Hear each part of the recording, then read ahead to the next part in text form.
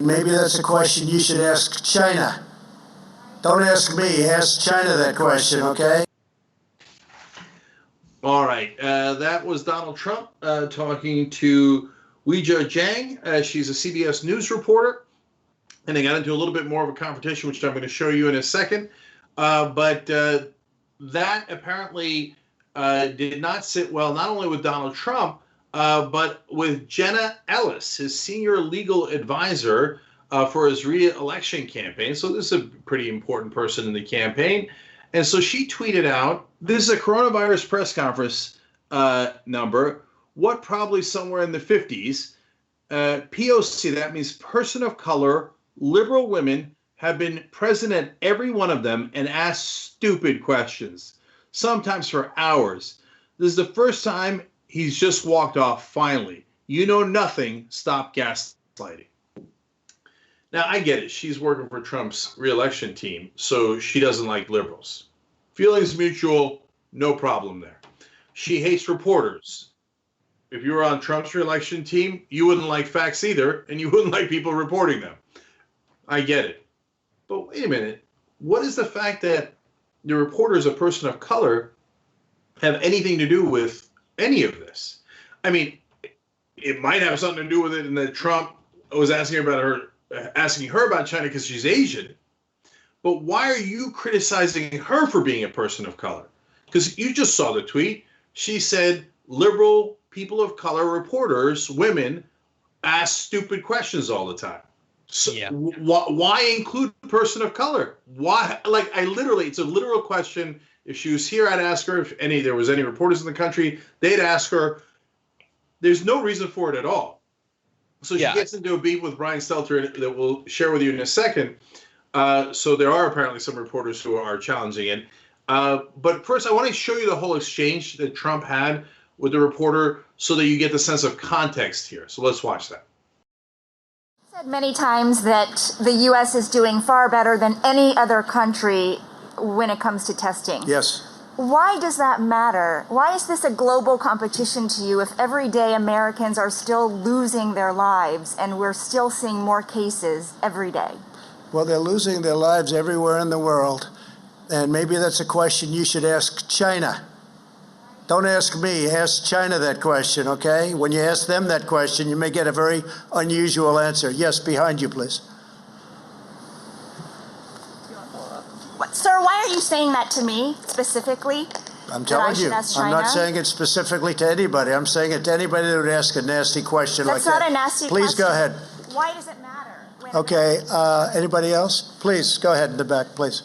Look, I don't know that he said it was a nasty question and asked her to ask about China because she's Asian. Is that possible? Definitely. As we're going to show you another clip in a second that shows you why that might be possible.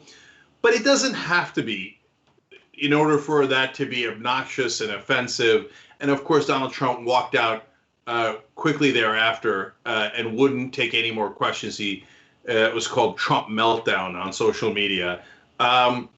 She's asking you, actually, if you ask me, a fairly easy question about, hey, why do you care about the testing numbers so much? Because testing is important to keep people healthy. And I'm glad that we're finally doing a lot of testing. Now, that's not really that true, but it's an easy answer as opposed to, it's a nasty question. What do you ask China? Okay, so just, hey, idiot, just answer the damn questions. Anyway, that gives you the context for his person going out there and going, person of color asking a stupid question.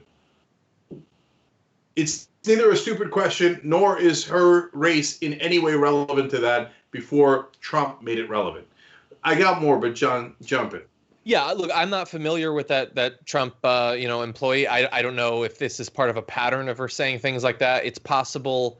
Look, all of them are going to have pretty, let's say, not great views of racial concerns. And so sometimes stuff is just going to leak through without them even understanding why they're stressing the things they are. I do know, though, in terms of Trump's response to the question, I mean, the question was a good one and one I've been wanting to hear asked. Why are you so concerned about our comparative amount of testing? And look, I understand. I want us to do well, but I prefer that we do well objectively rather than just made up numbers about how we're doing in comparison to other countries.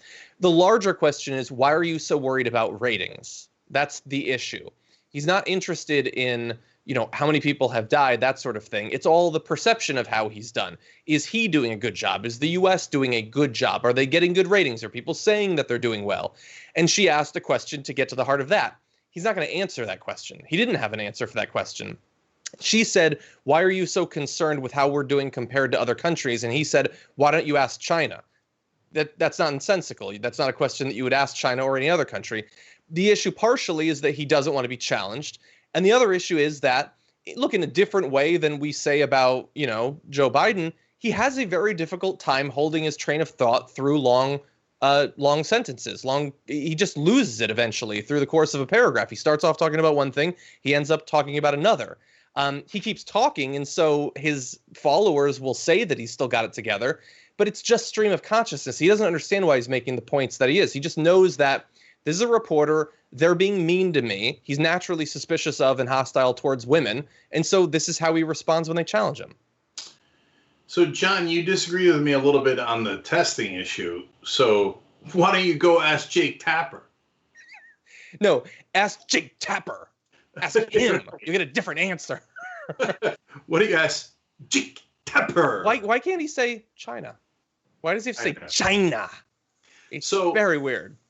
He's a super strange dude. So Brian Stelter jumps in on this, rightfully so, and says one of Trump's top 2020 surrogates says, regarding the White House COVID-19 pressers, person of color, liberal women have been present at every one of them and asked stupid questions, sometimes for hours.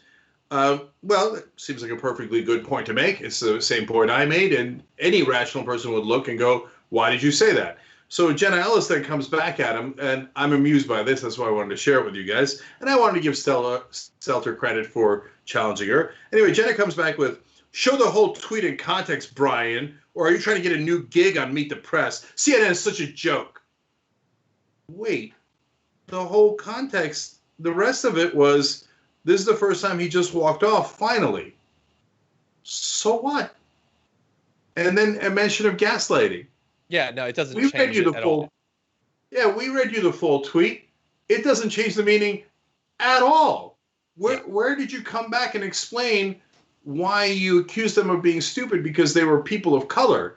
If you had a rational explanation, it wasn't in your tweet. Yeah. They just say things. But we know why in particular they said this thing, because the new thing is, if you can, like Chuck Todd apologized for, cutting off some clip or something like that. If you cut off the actual context, okay, that's bad. But now if you cut off anything, they'll just imply, oh, you left something off. I got you. And these are the people, of course, who believe that Project Veritas is a journalistic organization that does fine work. So they're only really pretending to care about sloppy editing. It had nothing to do with the context, but they're using it. It's a shortcut to pretending that he's biased and we don't have to pay attention to what he's saying. No, John, you're exactly right. And that's why when the Chuck Todd story broke, I said, not only should he not be fired, he shouldn't apologize. It only feeds the trolls, and it empowers them. And guess what? Chuck Todd just now went back on air and apologized again. Oh, for God's sake, man. Stop feeding the trolls. Look at what they do. Oh, you took me out of context. I was just racist in the earlier part of the tweet, but in the second part of the tweet, I wasn't as racist. Ha ha! You should be fired. So this is what we have to deal with. And and then people say, why do you say that Trump or the people who work for him are racist? So outrageous. You guys are obsessed with race. No, she randomly, out of the blue, brought up race. And when we say, hey, why did you bring up race? They're like, oh, now you want to bring up race. No, you brought up race. In the full context of the tweet, you brought it up. For no reason at all other than to call these people stupid, which is what racist people do. Thanks for watching The Young Turks. Really appreciate it. Another way to show support is through YouTube memberships. You'll get to interact with us more. There's live chat emojis, badges. You've got emojis of me, Anna, John, JR. So those are super fun. But you also get playback of our exclusive member-only shows and specials right after they air. So all of that, all you gotta do is click that join button right underneath the video. Thank you.